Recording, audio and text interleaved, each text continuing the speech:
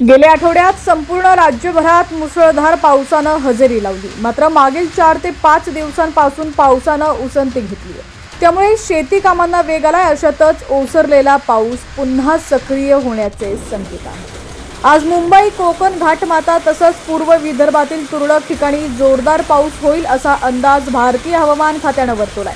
त्यामुळे या भागांना पावसाचा येलो अलर्ट जारी करण्यात आलाय। बातमी पूर्ण पाहूया त्याआधी तुम्ही HPN मराठी न्यूज चॅनल पहिल्यांदाच पाहत असाल आणि अजूनही चॅनलला सबस्क्राइब केलं नसेल तर नक्की सबस्क्राइब करा आणि बेल आयकॉनवर क्लिक करून नोटिफिकेशन्स मिळवा, जेणेकरून आमचे अपडेट्स लवकरात लवकर तुमच्यापर्यंत पोहोचतील आणि या बातमीचा फायदा देखील आपल्या शेतकरी वर्गाला होईल। त्यामुळे ही बातमी आपल्या शेतकरी बांधवांपर्यंत देखील जास्तीत जास्त पोहोचेल। तर उर्वरित भागात ढगाळ हवामानासह हलक्या पावसाचा अंदाज वर्तवण्यात आलाय।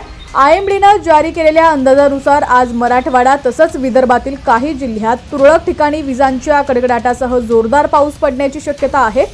बुलढाणा, अकोला, अमरावती, वाशिम, यवतमाळ, वर्धा, नागपूर, भंडारा, गोंदिया या जिल्ह्यांना पावसाचा येलो अलर्ट जारी करण्यात आलाय। उत्तर महाराष्ट्रातील धुळे, नंदुरबार, नाशिक तसंच जळगावसह परिसरात रिमझिम पाऊस पडण्याची शक्यता आहे। त्याचवेळी मुंबईसह उपनगरात पावसाचा जोर वाढण्याचा अंदाज आहे। कोकणातील रायगड, रत्नागिरी, सिंधुदुर्ग जिल्ह्यात काही ठिकाणी मुसळधार पाऊस पडण्याचा अंदाज आहे। मध्य महाराष्ट्रातील पुणे, सातारा जिल्ह्यांना पावसाचा येलो अलर्ट जारी करण्यात आलाय।